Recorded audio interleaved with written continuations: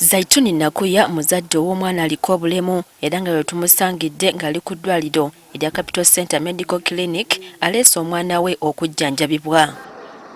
Nakuya agamba nti ng'ogyeko ennaku y'okuzaala omwana aliko obulemu ekyokumulabirira nakyo kyagenda wala naddala bwe gutuuka ku nsonga y'ensimbi n'ebyokulya. Teba nnyangu kuba oluusi osobola okuba otegese mmere ya kika kimu kale nga ya sente ntini ate n'osanga ng'omwana tagenda asobola kugirya. Balamu nga$50,000 zo zikozesezza ku mwana omu.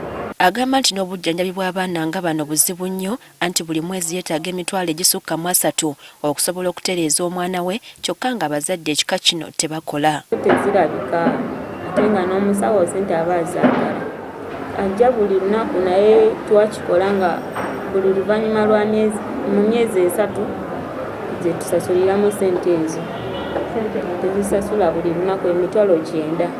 Dr. Ambrose Asiimwe omu kulabirira abaana abaliko obulemu agamba basanga obuzibu mu kugezaako okutereeza abaana bano wabula nga byonna byetooloolera ku bbula lya nsimbi. Gambe nga therapy kubanga bwe bujjanjabi batera okufuna physiotherapy, occupational therapy, speech and language therapy. Abaana beetaaga okufuna almost buli lunaku emirundi egiwerako era okubanga abasinga baba baakosebwa ku bwongo. Kati ojja kusanga nti abazadde kibazibuwalira okuleeta abaana olwokubanga maybe tebalina transport. Agamba nti n'olumu amaanyi gabafa busa kubanga embeera omwana gy'abeeramu awaka singa teba nnungi n'obujjanjabi obubaweebwa bufa ttogge. Mu nzijanjaba yaabwe nutrition kintu kikulu nnyo ate n'osanga abamu abaana babaleeta wano nga talidde obanga omwana omuzadde akugamba nti omwana amaze omwezi mulamba talyangako ggi talyangako kyennyanja ate bino ebintu bikulu nnyo eby'obwongo. Abamu abaana beetaaga okubeera ku ddagala nga bwe tuba tubagambye abamu abaana beesika kati n'osanga nti omuzadde tasobodde kuteeka mwana ku ddagala nga bwe kyetaagisa olwokubanga oluusi eddagala lino liri expensive.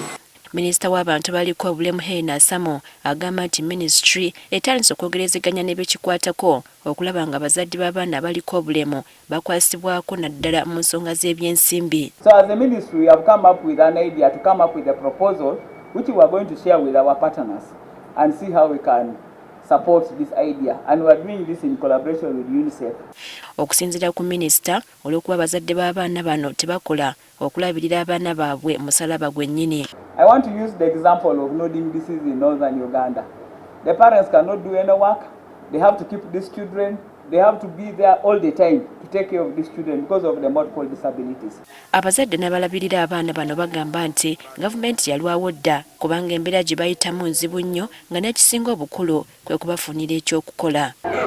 Yalwawo dda kuba kati omwana yuno akuze singa nafunako obuyambi nalibadde nkitandika ng'akyali muto. Bwe tuba empoweringa financially abakyala bano ne tugamba nti okay bali mu groups bweziti ne tukola assessment ne tumanya omuzadde ono asobola okukola sabbuuni ono asobola okukola keeki ono asobola okukola ekintu bwe kiti ojja kusanga nti abazadde bano basobola okulabirira abaana baabwe. Okusinziira kwa lipooti yafulumizibwa ekitongole ki National Action Plan for Children with Disabilities wakati wa 2017 ne 2021 abaana abaliko obulemu bali obukadde 2,207,118 nga ku bano akakadde kamu 5,200 balenzi, 9,714,488 bawala. Priska Namulema agafeeyo ku Spark TV.